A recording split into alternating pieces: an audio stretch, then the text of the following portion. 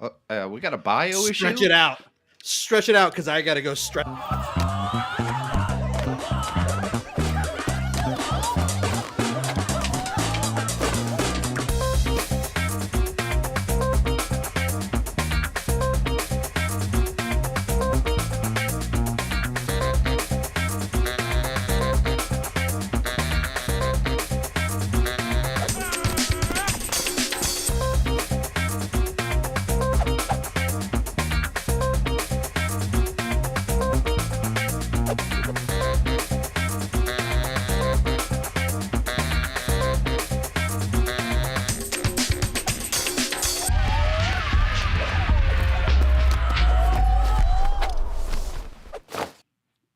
Hello, everybody, and welcome to another episode. I'm Kyle. And I'm Matthew. And this, of course, is Audio Judo, your podcast of music discovery. I hate that you always laugh.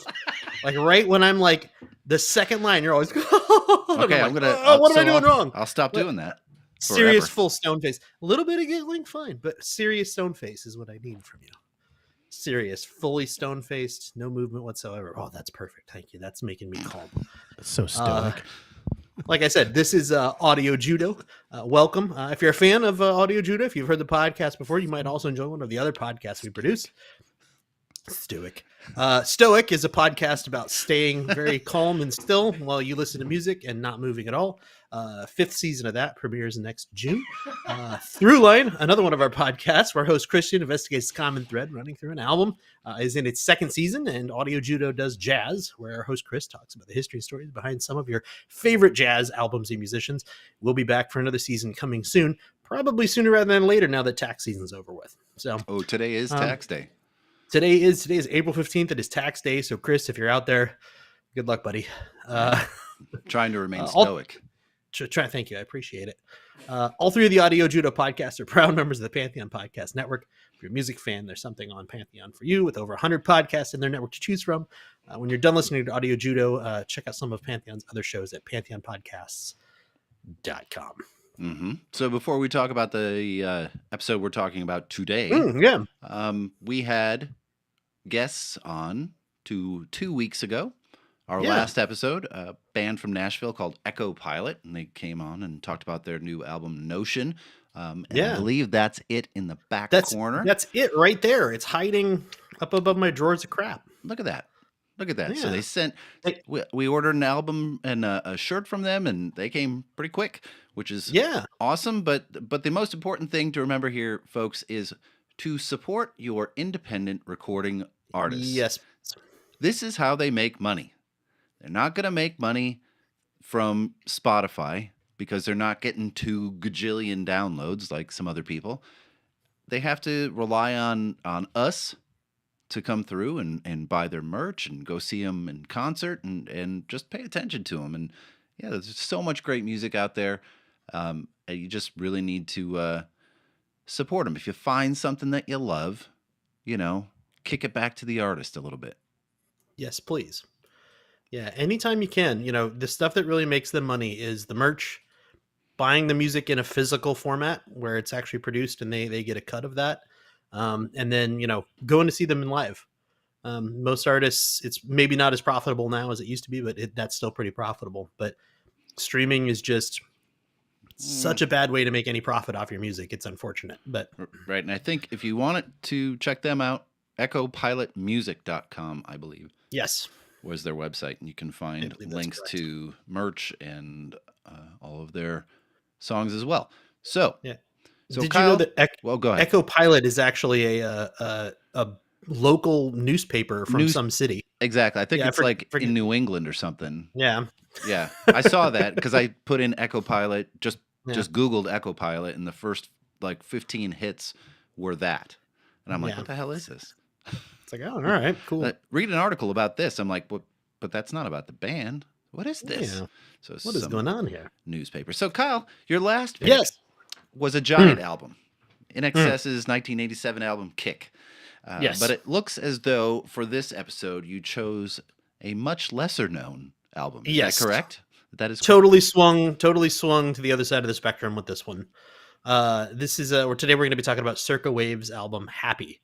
Now, one thing I want to note right up front, This is technically a double album. The double album is called Sad Happy. Um, However, Happy was released first. It Hmm. came out in January 2020.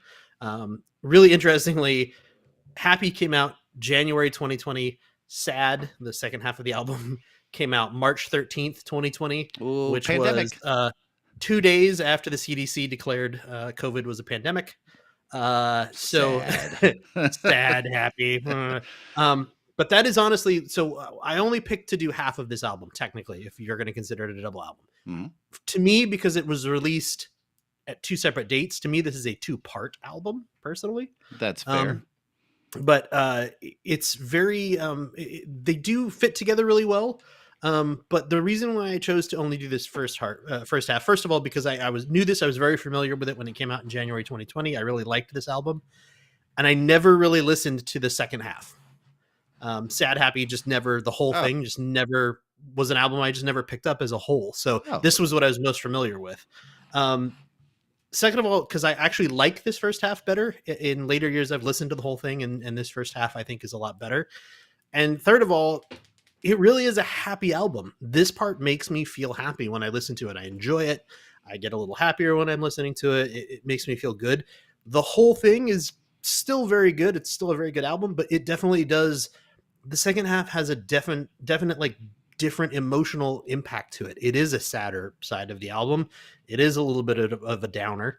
And you know, if you can choose to listen to a happy album or a sad album, listen to a happy album, right? So no. Um, no. no. But it's a it's a fascinating concept. Like you Hmm. explained it. It's not a totally novel approach. There are a few examples of this approach. The first one that comes to mind is Use Your Illusion 1 and 2 by Guns N' Yeah. Roses, which is really just two completely different whole albums, but content-wise they were both pretty similar. Yeah. And a better example is Bob Dylan's Bring It All Home or Bring It All Back Okay. Home from 1965. It had side A and B as acoustic songs and side C and D having electric songs, kind of announcing to the world his shift to more of an electric sound. So it's not completely unheard of, but it is Yeah. an interesting approach to release them so close together, Yeah. yet try to consider it one record. Yeah. Because that's The really what they're trying to do is call it one record, even though it's two completely different records released at different mhm. times. So it's an interesting approach. Yeah. They did say that they did it this way because it quote represents two sides of this tech saturated, highly insecure age. Okay. Um, Reading more into that, what they are trying to do is they are very interested in continuing to release music in like an album format, which is great for us. Sure. They like the album as an art form. They like the idea that you could have music that fits together both musically and thematically. Maybe not necessarily as a concept album, but fits together well as these are the songs that we were making at this time. Hmm. But that doesn't really work in today's digital world as well as it used to when you were buying an album or a cassette or a CD. And so what they were trying to do with this is make two smaller parts that could be broken up and listened to. I mean, this album is only 21 minutes long. Correct. And so it's Yeah. very short. They're very short little poppy kind of songs. Very good, but still very short. But it also kind of breaks it up so that it's a little bit more digestible to people who are used to, let me grab this one song and this one and this one and this one and this one. Maybe if it's a little shorter, people are more willing to download it. And if it's two parts that come out pretty close together, and in fact, Sad Happy, when it released, if you go to like download it from like Apple or Spotify, Happy is just these first 7 tracks. Sad Happy is 15 tracks. Right. So it is these 7 plus 8 additional tracks. So And Sad it's still Happy is a only little 45 more. minutes long. Yeah, I mean it's Yeah. still super short, Yeah. but it is a little bit more of it is this part of the double album repeated, and then the second half. Hmm. So yeah, Yeah, um, it's interesting, and it did very well, mhm, or as well as indie rock can do in this yeah, day and age. It's dominated by artists with streams in the billions. You're not gonna you don't expect a hell of a lot from it.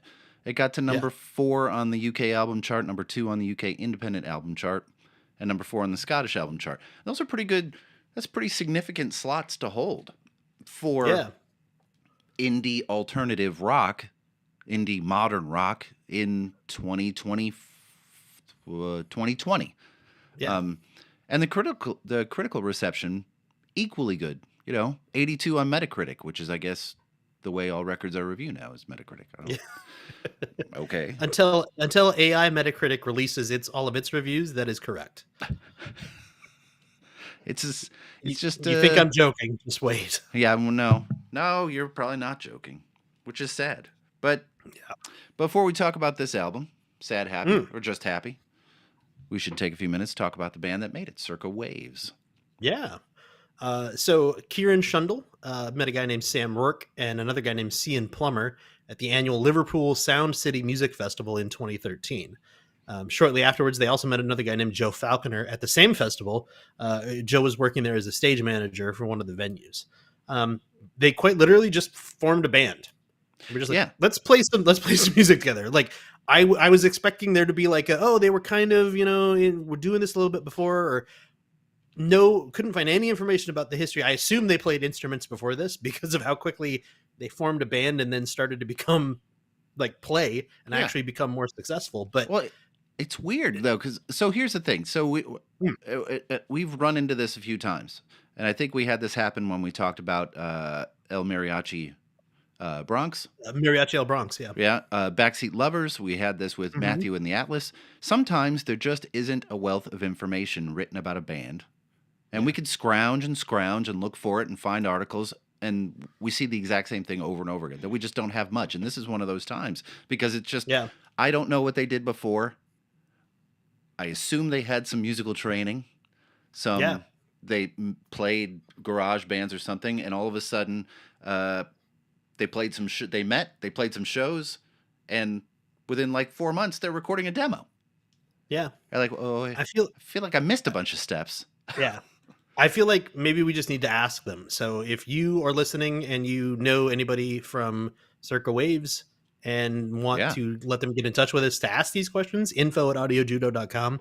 Even if it's just an email exchange, love to talk to you for a minute and ask some of these questions. But there's not really much information before that. We met at the Liverpool Sound City Music Festival. Boom. But they literally, like you just said, they formed a band and started to play. They started to tour in 2013. Yeah. So they met at a music festival and started a tour. The name of the band, Circa Waves, came to Kieran in kind of a split-second decision. About a year later, in 2014, Joe was being interviewed, and he said, quote, Kieran wrote the demo for the song, for the album Young Chasers, recorded it and uploaded it to the SoundCloud in one day.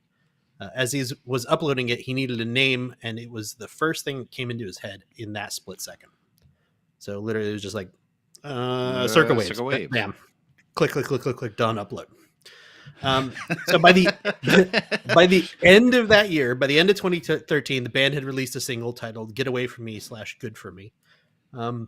February 2014, a guy named DJ Zane Lowe played their second single called Stuck in My Teeth on his radio show and called it his hottest record in the world. Hottest record in the world. Which I'm assuming is weekly, but still pretty good. The band continued to tour around through the spring and summer of 2014. By June 2014, they released their first EP called Young Chasers. They toured the world playing a bunch of different music festivals through the end of 2014, mostly in Europe, but I believe they also had a couple of dates in the US and a couple of dates in Australia. Early 2015, Cian Plummer left the band. Again, not a lot of information about this except that he left. Shortly before this, he had just done a huge interview talking about how he was, working well with the band and was, having fun making music and all kinds of stuff, and then was gone. It appears to be pretty suddenly because they literally replaced him with one of the band's roadies, a guy named Colin Jones, for some of their live touring dates. And he actually went on to become a permanent member of the band. So March 30th, 2015, they released their first full album, also titled Young Chasers, just like the EP. It went to number 10 in the UK charts. So, pretty good right off the bat. I mean, 2 years in, there have been a band and they release a number 10 UK album. pretty damn good. Yeah. Their second album, called Different Creatures, released March 10th, 2017, went to number 11 on the UK albums charts. Their third studio album, What It's Like Over There, released April 5th, 2019. This one was a little bit more of a critical success, got a lot of good reviews and a lot of buzz going. Also peaked at number 10 on the UK charts. And then this led to Sad Happy, the double album that we're going to talk about today. Hey, did you That see was that like though? Hmm. Number 10, number 10, number 11, number 10. Mm-hmm. Very consistent, very predictable. You know, they're releasing an album every 2 years, very predictably, Yeah. and it's doing decent predictably. And I think Yeah. at some point you want to make a move in a direction. Yes. And that's kind of where they're at as they get ready to record this record. So they didn't wait those 2 years. So they have been releasing albums every 2 years, and all of a sudden they release What It's Like Over There in 2019, and then 4 months later they're back with this record. Mm-hmm. So that's a much different approach to what they were doing before. I didn't even clock that, to be totally honest with you, that it was so much faster for them to get back in the studio and start recording again from the time they released that previous album and then the Sad Happy. Sad Happy. Wow. So Sorry, just totally derailed my train there for a second. that's okay. But there was clearly dividends were paid from moving that timeline up, and maybe it was fresher because they didn't take as much time to develop the songs, but this album got to number 4, like we said, and number 2 in Scotland, or number 2 on the independent chart. So clearly something resonated this time that didn't resonate before. Critically well received.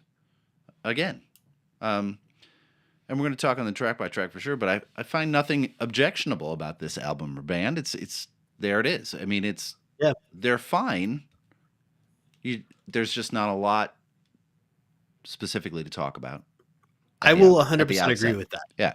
That is the one drawback to this is it's an album I really enjoy. I've put it on quite a few times since it came out, and listened to it from beginning to end. It is very I feel like just as a band, they are missing some little spark. They're missing some little element that would really just like rocket them into success, because they're great musicians. They have good writing. They have good music. They have good composition. They have all the elements there. But there's just some little like spark or something that just is not pushing them over the edge to success. And I mean, even, maybe part of it is just that they're in, a quote unquote indie band. Right. And there's just that stigma around it can't quite push over the hill. But I don't know. I like it. They're a very good band. Their 2 newer albums than this one are both really good as well. But I think I'm going to address some of this in the track by something. track. What my feeling is exactly about what's going on with this type of music, or even music in general, about how it develops and how it gets to I don't know if it's a saturation point with a particular sound, or a blandness, or a predictability. I'm not saying that the band is bland, but I'm saying that people are now kind of overwhelmed with this sound where it's not developing anymore, and it just becomes, okay, they just released another album that sounds like their last 4 albums. So I'll talk about that in the track by track. But we're going to talk about the album artwork for a second. Yeah, sure. Again, because there's not a lot of info about the band, there's not a lot of info about this cover. There's a black and white picture of a person's face with a lot of heavy makeup that looks kind of like a cross between a clown and a mime to me. Right. Can't tell there's if he's one happy or fake sad, though. Exactly. And there's one fake eyebrow that's kind of going up, kind of like they're like, But again, is it happiness? Is it sadness? It's very ambiguous. I was wondering if this was a member of the band, and I could not tell. And obviously there's no credit to it or anything, so who knows? I do really like it, though. It stands out quite a bit. Like when you look at it like on a grid of like album covers, to me, it's like, oh, that face is really like prominent. So yeah. As far as recent album covers go, I would say this is one of my favorites. It's because there's not a lot to it. It doesn't say the band name. It doesn't say the album name. It's very mysterious, very vague. It's visually really cool. And again, we come back to it again, like we talked about with Echo Pilot. If I see this in a store as a vinyl record, I am Yeah. drawn to it immediately because I don't know what the hell I'm looking at. So I'm intrigued right away, and I want to know more. So the packaging was done by Annalise Keistra, and the Hmm. artwork and photography was done by Jillian Highland. Oh, interesting. Where did you find that? Because I looked at like 3 or 4 different sources and couldn't find it. All music, all music, Interesting. I swear I looked there. allmusic.com in the credits. Like it doesn't Okay. show up on the first page, but it shows up on the credit page. But Maybe I Jillian just didn't Highland. dig deep enough. So the lead singer also contributed some other photography to the artwork, which is included on the vinyl. But the cover photo itself was done by Jillian Highland, and check out her stuff. Her stuff is super creative and interesting. She works in a style that she calls supernatural staged images. That's what she Ooh. calls her milieu, Milieu. and it's That's very what? that just paid that was the payoff for 2 years of college right there, wasn't it? Milieu, and it's her style. Her style's really really interesting. You can check her stuff out at jillianhighland.com. Jillian with a G. It's actually just a very striking album cover. So Yeah, it is. you want to take a break Should we and talk by yeah. track by track? All right, Yeah. well, let's Yeah, do it. let's do it. All right, we'll see you in a minute. All right, we'll see you in a minute. I'm just repeating. Today's show is brought to you by Atomic Podcast Services. Are you tired of spending hours hunched over your computer struggling to edit your podcast episodes? Do you want more time to create instead of editing? Well, we have the solution for you. Introducing Atomic Podcast Services, a premium podcast editing service that will take your show to the next level. With Atomic Podcast Services, you can say goodbye to tedious editing tasks and hello to a polished, professional-sounding podcast. They will expertly enhance your audio quality, seamlessly remove background noise, and ensure every episode sounds crystal clear. But that's not all. As part of their premium service, they will also help you with ID3 tagging, scheduling, and posting of episodes, and for a little extra, even create engaging audiograms to promote your episodes on social media platforms. There's even a discount if you subscribe to their monthly services. With Atomic Podcast Services, you'll have more time to focus on what you do best, creating incredible content. So why waste another minute struggling with complex editing software? Let Atomic Podcast Services take care of the technical side while you focus on captivating your audience. Visit their website at atomicpods, that's pods with a Z.com, to learn more and book your editing session today. Hello, this is Matthew from Audio Judo. Are you looking for additional Audio Judo content? Stuff that will make you laugh with an emphasis on music? Then you need to subscribe to our Patreon page, and this is how you do it. First thing, head to our site, patreon.com/audiojudo. Our Patreon site is the only place you're going to find all the extras that we work so hard to provide. There are Judo Chops, which are mini episodes. There are bits that are taken out of episodes for whatever reasons. Some bloopers, some full interviews with artists like Steve Hackett from Genesis. We have 3 tiers currently. There is the Shout It Out Loud tier, which would only cost you $1 in the US. For that amount, you get a shout out by name at the end of each episode. For $5 a month, little step up, the front row tier, you get a shout out on each episode, early access to full episodes, and access to all the bonus content. With a more significant investment, $20 a month, the backstage pass tier, you get everything that is available at the other tiers, a special personalized gift from Kyle and I. Most importantly, after paying for 1 year, you get to host an episode of Audio Judo with me and Kyle on the album of your choosing. We have completed several of these. They're a ton of fun. You can find the link to our Patreon account on our website, audiojudo.com. But if you can't find it there, it is patreon.com/audiojudo. Thanks for subscribing. And now back to the pro.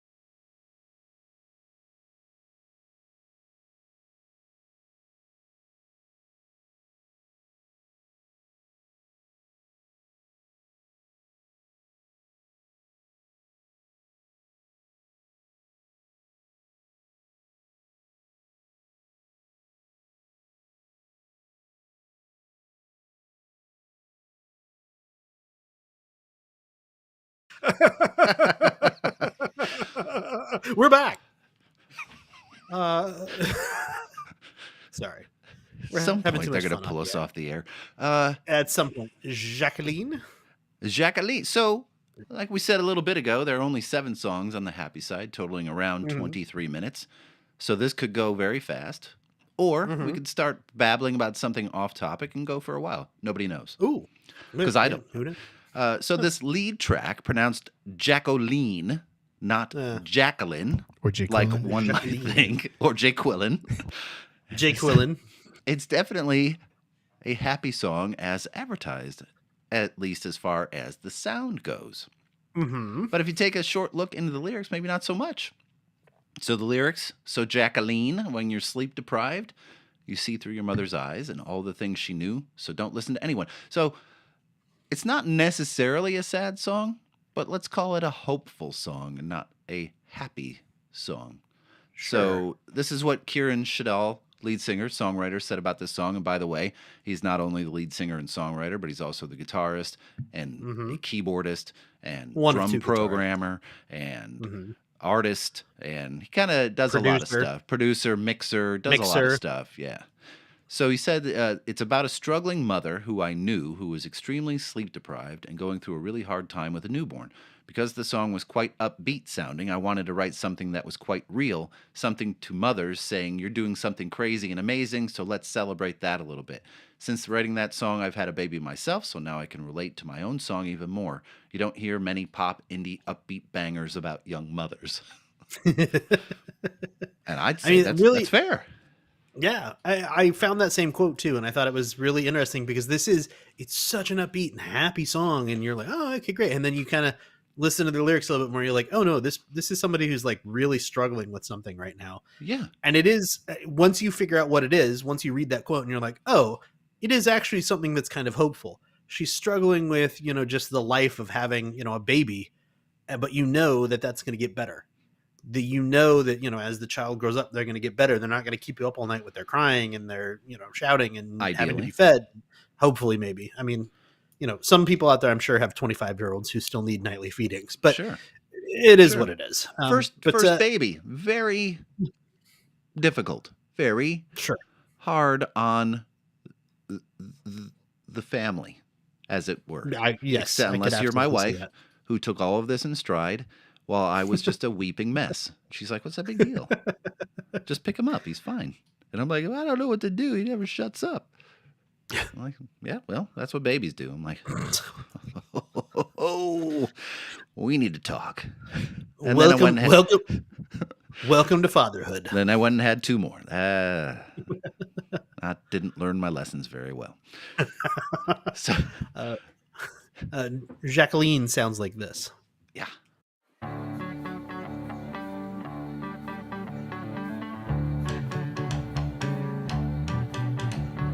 They say you should stay at home, but you don't care for the TV shows. So Jacqueline, you're invincible. Falling into the olden days, but you don't care for the old cliches. So Jacqueline, I know you know, but it's hard to make sense out of the movie when you're in the star in the road. Jacqueline, oh, Jacqueline, oh. So it's a good song. I get some serious big country vibes from this song. Yeah. The big old toms. I'm not hating it. I think it's great. You'll also hear this probably a lot from me before I get to the point where I want to talk about this, but it's got a lot of Walk the Moon in it as well. Oh, yeah, I could see that. There's quite a bit of that kind of bouncing between a little harder, a little softer, a little groovier, a little melodic. It kind of has all of that mixed in. It's fine. It's a good song. Yeah. I like it. I think it's my favorite from this album. Is It that right? definitely just, like I said, it's upbeat. It's fun. It's a good song to put on and just listen to when you're in a little bit of a crappy mood. It was also the first single released from the album way back in November 20th, 2019. And it was very first played on Jack Saunders' indie show on BBC Radio 1, shortly before being made available on streaming platforms as a single. So it kind of drove the album sales in a way. Mm-hmm. I like it. Be Your, yeah, Be Your Drug. It's a very interesting sounding song because it kind of waffles between this rough, distorted sound Mm-hmm. and his lilting voice. So this is the kind of voice, personal observation here. This is the kind of voice that drives my wife absolutely crazy. So our son Christian, also the host of Throughline, chooses to listen to a lot of bands that the male voices are softer and higher pitched than his mother would like. Okay. Something about this near falsetto drives her mad. So this guy, Kieran Shadal, is close to that really uncomfortable spot, but it's not quite there. He makes some really good musical choices here, but he makes the song sound a little rougher edged, which takes some of that softness away, right? And we're going to address this, I think, in a couple different places, but I don't think there's any mystery as to what this song is about, right? It's No. about wanting to be somebody's obsession. Yeah. Literally becoming their drug. They're so addicted and they need you so much in their life that you have to be there or they're going to break down and you have to go through withdrawals. Right, and referencing it like addiction, just like you said. And Yeah. every day that we don't meet, you need a fix of good old me. Referring to someone as a fix, there it is. It's right there. So this song, specific, I don't know what clip you've pulled, but this song has a thing towards the end where the song drops out and you can hear some sort of noise in the studio, some sort of commotion, very briefly. And I love that. So back in the 1970s, it was pretty common to have left-in sounds from the studio. I think way back in our 4th episode, which we covered House of the Holy by Led Zeppelin, there's a phone ringing in the back, one of the songs. They could have re-recorded the song, but the take back then was probably too good. And they decided to leave it in because the musical take was probably like, well, it's not getting better than that. So let's just go and leave that phone in. I love that. I loved that you didn't have to be perfect, that you could allow flaws in and show that this is just a band working hard and playing music, not editing over and over and over again until there was some semblance of perfection, whatever that means. So Circa Waves could have easily, with probably 2 keystrokes, taken that commotion completely out of the song. They didn't. But they left it in, and that little blip makes the song better, in my opinion. That humanity, I love that. Yeah. It was this whole album was recorded at Strong Room Studios in Hackney in London. And I don't know if you looked up that studio. It's really cool. No, I didn't. They have these a couple of recording studios that look like they were straight out of the 1960s. They have like psychedelic stuff painted on all the walls, and they're pretty cool. It's very famous studio. Bags of hash. Bags of hash everywhere. Yeah. Fleetwood Mac rolling by every once in a while. Yeah. Did we leave a bag of hash in here? Did we? It's over there. It's over there still. I was going to write down a list of other albums recorded in the studio. I totally am blanking. The one that I remember off the top of my head, though, is Spice World by the Spice Girls. So, obviously, very famous. Why is that the one you you remember? Because it was like the number 2 album on the website for Strong Room Studios. That it's we record these are number 2. These are the albums that were recorded here. It was like something, and then like Spice World by the Spice Girls, and I was like, oh yeah, you really, really, really got to zig something. You really, really, really got to listen to this. Be Your Drug. Not very far, we found ourselves in an English bar. He said to me, if I don't stay, you'll get your fix in a different way. Cause I just wanna be a drug, I wanna be a, I just wanna be a drug, I wanna be a, I just wanna be a drug, I wanna be a, I just wanna be a drug, I wanna be a, I just wanna be a drug, I wanna be a, I just wanna be a drug, I wanna be a, I just wanna be a drug, I wanna be a, I just wanna be a drug. And I can't decide if it's wrong or it's You want, but I like really that good song too. though. It's Yeah. it is peppy, and up to this point, happy Sure. thus far. Yeah. Thus far, it's happy. Thus far, it's happy. Moved to San Francisco. Yes. So Uh, interesting. First off, once again, I'm inundated with Walk the Moon vibes. Mm-hmm. and maybe some Winnetka Bowling League-esque sounds, but in all honesty, this is just the sound in indie rock at the moment. Yes. And I think it would be really hard to get around it because there are so many bands that sound like this right now. How do Yes. you set yourself apart? I don't know. So, lyrically, there are some things that don't make sense to me, first of all. He suggests that he and his lady should move to San Francisco because that's where all the happy people go. Mm. That's curious. Don't get me wrong. San Francisco is a beautiful city, but I'm not sure that all the happy people go there. No. You do need a shit ton of money to be there. That doesn't always equate to happy. Sometimes it does. And then he says, you say your feet are cold. I guess we need to go somewhere warm on the West Coast. I totally Not get San that. Francisco. Your lady's cold. Take her somewhere warm. How about the Caribbean? But San Francisco? I looked. See? I'm starting to doubt if this guy's ever been there. But high today, 62. Low, 51. This is San not warming Francisco- up weather. No, San Francisco is a very cold city. If you don't know, even in the summer, it gets cold at night because all the fog rolls in off of the coast. So The marine layer.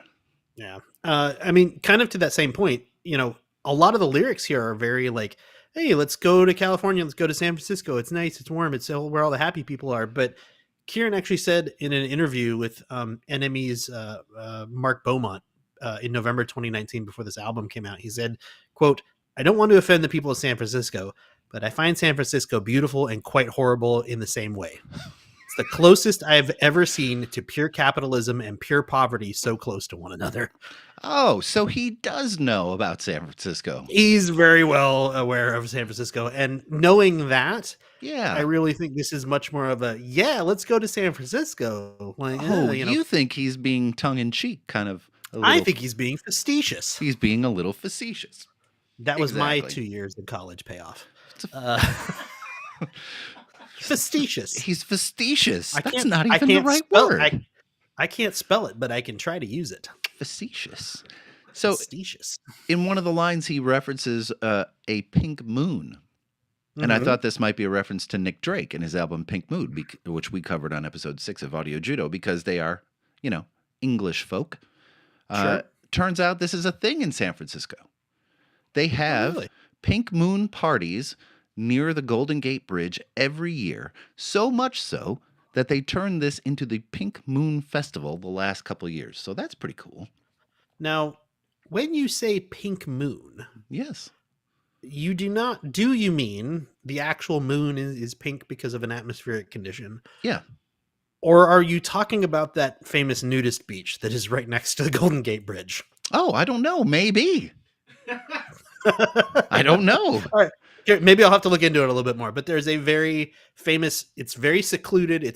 So there's Golden Gate Park, right? Yeah. And then there's there's like this rocky sort of cliff, and there's this very secluded beach You're down there that probably can't right.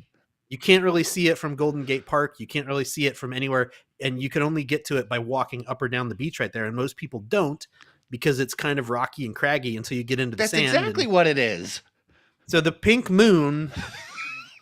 Well, see, I needed to learn something. There you go. Uh-oh. What did you want to say there, Kyle? You go ahead, finish. Go ahead. I know about it for a very specific reason. I've never been there, but it is popular amongst a lot of people that I'm family with, let's say. So, I mean, and it's San Francisco, so, I do think, though, that this song does have a sort of theme. The theme is this idea of wanting to move, wanting to change, almost just for change's sake sometimes, to try to appease the other people in your life, Mm-hmm. but then getting cold feet and pulling back. And having that idea of like, oh, San Francisco is this magical place. I have to imagine, to people who live in some place that, no offense to Liverpool, but it does seem like it rains a lot in the UK, and there's probably a lot of cold weather in the winter, and the days are probably very short.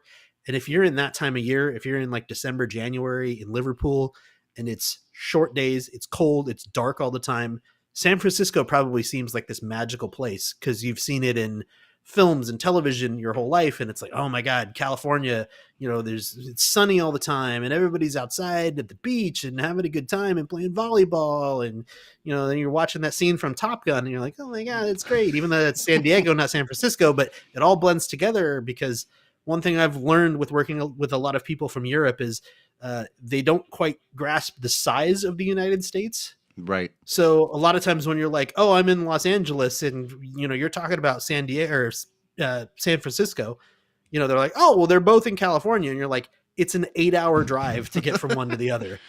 What? And that's if there's no traffic. It's a long ways, and they're like, 8 hours, you can be on the other side of the country in that amount of time in the UK, and so That's if there's no traffic. and that's if there's no traffic. Is there a day where there's no traffic? Not that I know of. No. Okay, good. Just be clear about that. Yeah. Move to San Francisco sounds like this.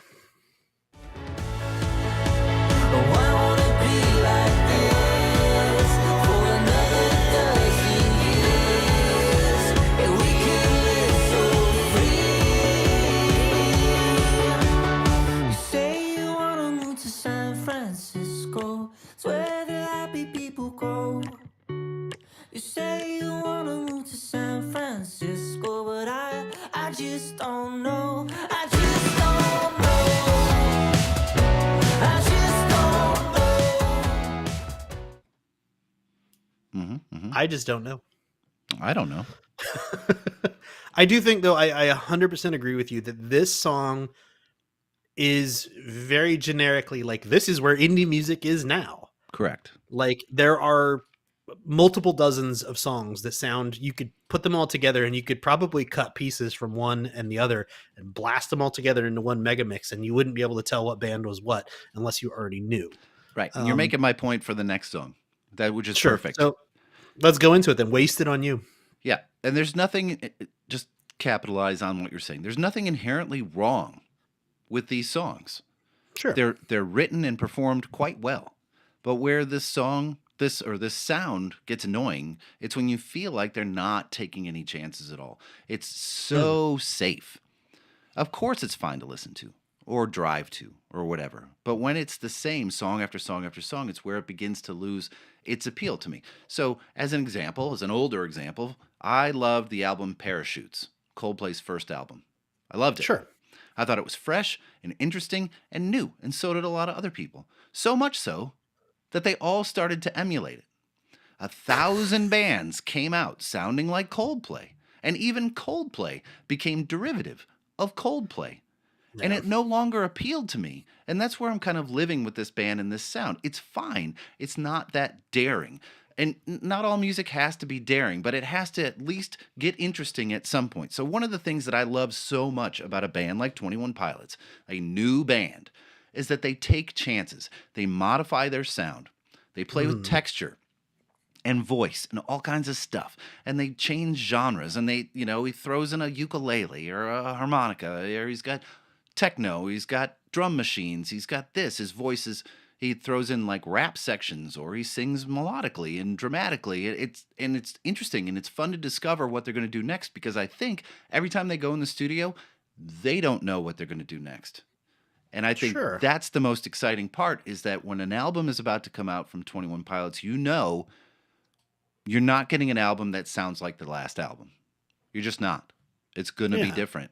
And I think that's kind of where I'm living with a lot of these bands, that okay, you're going to release an album every 2 years. I'm pretty sure I know what it's going to sound like. I don't think there's going to be anything new. And where that becomes a problem is now we're 10 years, 12 years into this sound, and now we're just bored. And it's just bland. And that's unfortunate. Do you think this is because these bands don't have the ability to do that? Or do you think it's because they're chasing a sound that they know will consistently get them a top 10 record? I think they're a number 10 record, I should say. I think they're chasing, because I would never say that I believe that the bands don't have talent to be interesting, to be original. I mean, they're musicians for a reason. That you can't just pick up a guitar and play it and be good enough to have something recorded. You have to work at it. You have to practice. So yeah, they're all talented musicians. Not all of them are talented melody writers, but there's plenty of them. And I think they're chasing the hit. They're chasing, something that breaks them so they can do what they want. And that could very well be where we're at, is that they're chasing something so they get popular enough that they can do what they want to do. And this might not be what they want to do musically at all. But this song is essentially about what I'm talking about, except except it's a social situation. Why would I waste my time on you when I know I'm going to get the same thing I always get? Yeah, And that's what he's saying. It's literally how the entirety of modern socialization is fake. It is, you show up and everybody's just putting on the mask to talk about, like, oh, how was your day? How's everything? Blah, blah, blah, blah, blah. It was good. It was good. Nothing, I saw your posts on social media. Oh, That's totally so my good, real really. life. I'm always happy and great. Exactly. And how it's completely fake. It's a complete mask. It's a complete, whitewashed version of your life that you're displaying to everyone out in the world. And then underneath it all, it might be grimy and disgusting, but it's real. Mm-hmm. So perfect timing to talk about exactly what you just talked about. Wasted on You sounds like this. Everybody looks the same with these clear lens glasses and AAA passes and fight for fame. No one wins today. They give me a minute, oh, I'm so wasted, oh. They give me a minute, oh, I'm so wasted, oh. Wasted on you.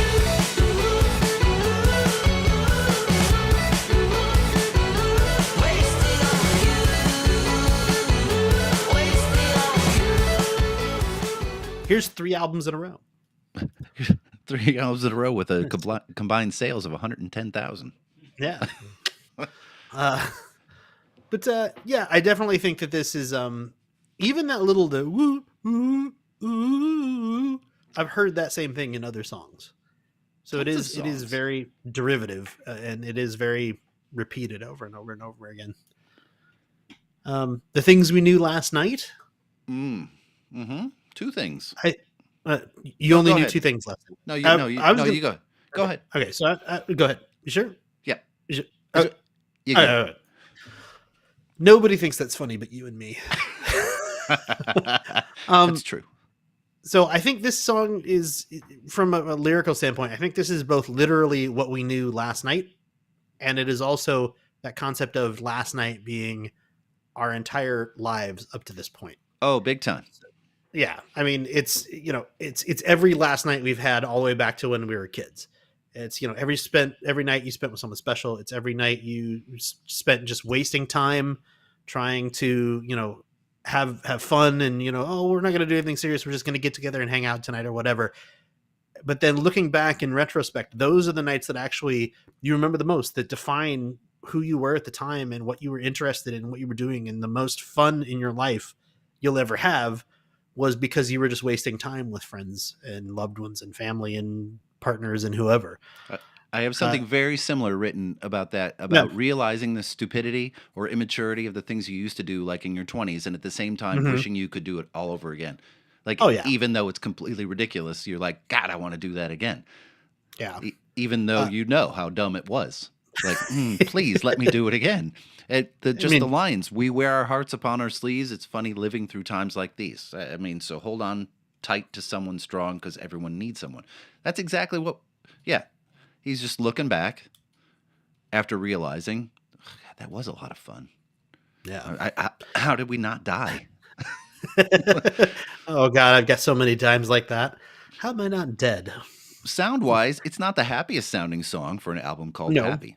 But he's got this very unique, and this is where I wish he would lean into this a little bit more. He's got this very unique sense of melody. I feel like he is an old musical soul in a 2010 indie musician's body. There's a 60s melody sound to the way he writes. It's really interesting. So you have to frame these songs in a new way. So they have these old sounds, like very lush strings and stuff like that, and then his voice gives it this indie 2015 sound to it. The song sounds to me like it could have been written 60 years ago, or it could be an album that was written in 2020, like it was. Like that, it's just it just has that weird balancing act to it. It does, and it sounds like this.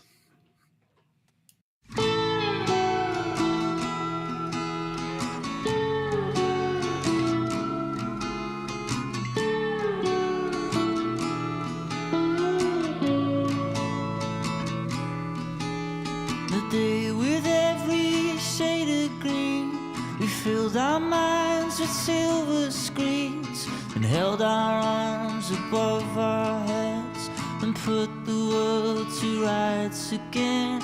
You took the good times on the chin, said hold my drink, I'm going in, and ran into the open sea with boys and girls with broken dreams. That Perfect just time has to cut it off. really good just sound to it. It does. This is my favorite song on the record. Okay, I could Yeah. definitely see that. This is probably my number 2 on this record. So, I think too. I was trying to remember. I said almost the same stuff about another song, probably 100 episodes ago, and I was trying to remember what song it was, and I tried searching through my notes from around that time, and I couldn't find it anywhere. telling But I you. remember it. I'm telling you what we talked about at work. That's what I need to do. Oh boy, I want to figure out a way to catalog what we say so we can just put that into like some sort of text box and pull it up. Because I know that I'm like, I've said this before. When the hell did I say this? I can tell you exactly how to do that later on. Okay, great. Yeah. Why haven't we done it yet? It doesn't matter. Go on. Call your name. Ah, Not it's- call me by your name. Call your name. It's the song about lost love. Yeah. Or I do more- wonder if, Go ahead. I do wonder if this one is a follow-up to The Things We Knew Last Night. Kind of after they've realizing they've gotten older, they're not 23 anymore. A lot of their dreams have gone away, but they still have someone special there to help them or to live with them, basically. Yeah, and he's looking back. He's like, it's more about the time when you and your partner were having fun, and now you've moved on, but you're still thinking about those fun times, Mhm. right? You're still reflecting on it. There's a line that he repeats in the song over and over again that he says, "Why am I so cynical?" That's why. Because you're looking for this ideal love and hanging on to things from your past that you see as idyllic instead of trying to move on from them. So of course you're cynical. And so the band that comes to mind when I listen to this song, Neon Trees. Okay, sure. There's his keyboards, that bouncy energy. That's kind of what I'm getting there. Again, it's not bad. It's just been done before. That spark. It is missing that spark. There's something that needs to come along and just, I don't know if maybe it's actually getting a producer in there that no offense to the producers, but maybe getting a producer that can elevate it to another level or something. There is just one little You're thing right. that is missing from them. They just, I mean, it would shoot them to number one. I don't know what it is. Just a tweak. Yeah. Yeah. Yep. And I haven't listened. Their new album, actually, Death and Love Part 1, that just Yeah. it's really good. It's excellent. So maybe I they're like it a finding lot. it. Yeah. Yeah. Call your name sounds like this. Okay. Sorry.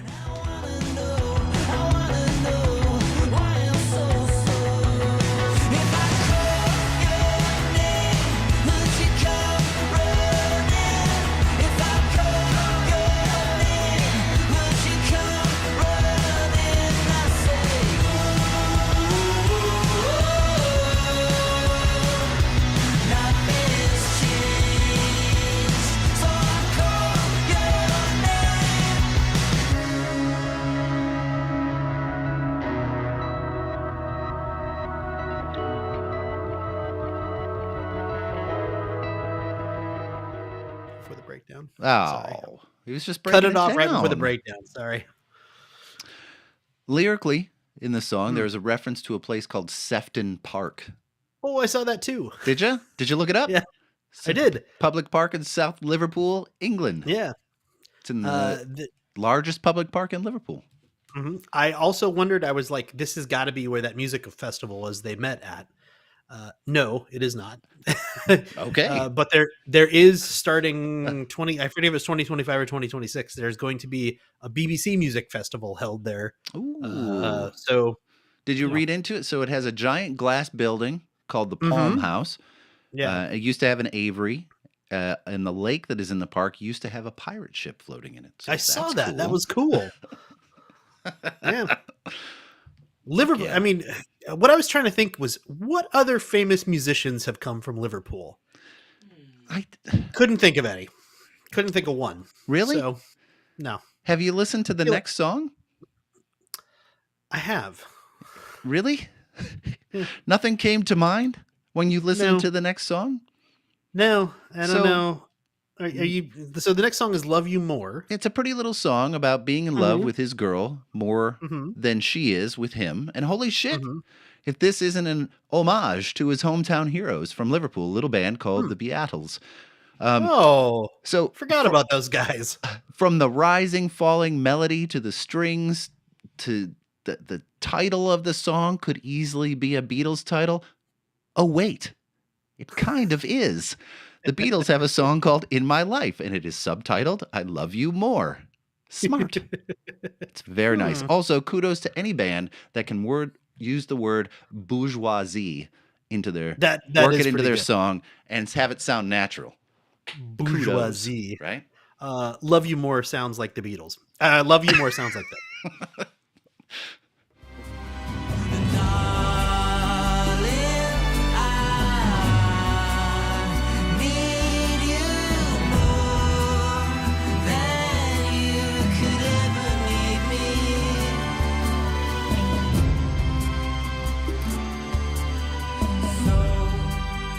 Cover me in light and save me from tonight and the monsters in this room. Travis Barker. See, I totally agree with you on that. I think that it's the Beatles version of this would have had a little bit more like Indian influence. I feel Yes, like. a sitar. It would have embraced, a sitar and a little Yep. bit more that kind of drum that's in there, that kind of droning drum. Yeah, I think would have been played up a little bit more. sure. But George 100% I could see this. Yeah, exactly. 100% I could see that. George Martin would have pushed that sitar way up to the front. Oh yeah. Oh yeah. It's a good album. It's good. It is. Like I said, mean, I I enjoy listening to it. yeah, it's a decent. Happy. The first half of the double album, Yeah, I like a lot. yeah. The whole album is okay. There's a song on the second album called "Birthday Cake" that's pretty good. It's not. I like this part better than the whole thing though, and I do wonder if when they were putting this together, they obviously had to kind of pick what's coming out first, what's coming out second. Did they put all the stuff they thought was really good in one and then push everything else to the other, or I don't know. did they? I mean, who knows? So referencing back to the beginning of the episode, I do like the happy album better than the sad album. Yeah. However, I enjoy sad songs more than I enjoy happy songs. Fair. That's what I was driving at. Like, Fair. who doesn't want to listen to a happy album? This guy, Matthew. right here. Matthew This hates guy right here. happiness. Look at this. This is this Sad if Matthew- sad songs are written better. Put Matthew's face on screen right now. Poof, this is the face of sadness. This is a man who enjoys sadness. Sad songs are written better. Heartbreak yields better music. That I will give you. Yes, Okay. I 100% agree that people who are depressed make better music and better comedy. Oh, that's true. Wait. I mean, Okay. what comedian was it that used to do the bit where he's talking about that and he's like, depressed comic, maybe it's Patton Oswalt, and he talks about how depressed comics can come out and just You ever like wake up in the morning and you just don't want to do anything and blah blah blah blah, and whatever it is, everybody's like, "Oh, I 100% agree with that. That guy's life sucks. Mine feels pretty good now." But then when, hey everybody, how's it going? Don't you just love it when you've got somebody wonderful in your life that you can wake up next to every morning and just give them a good kiss when you walk out the door and People are throwing vegetables at him. fuck that guy. So tell us what you think about yes, Circa please. Waves. We want to hear all of your insight. You can get a hold of us at facebook.com/audio judo, or Instagram at audio_judo, or TikTok at audio judo, or Tic-tac. YouTube